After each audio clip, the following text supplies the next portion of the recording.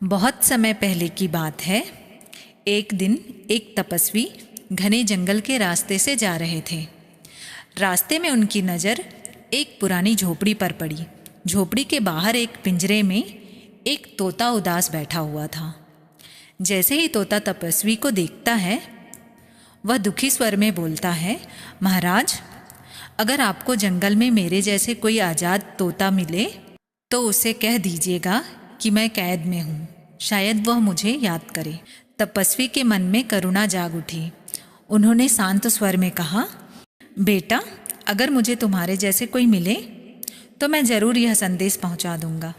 तपस्वी अपनी यात्रा पर आगे बढ़ गए।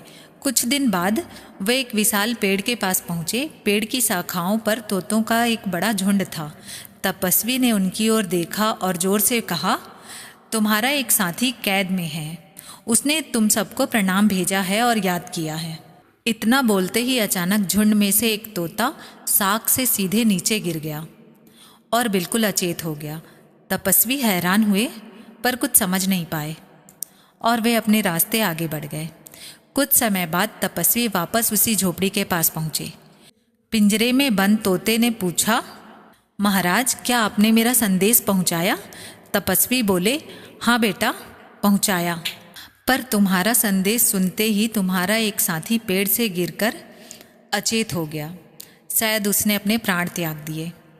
यह सुनते ही पिंजरे वाला तोता भी जोर जोर से तड़पने लगा और कुछ पलों के बाद बिल्कुल अचेत होकर गिर पड़ा।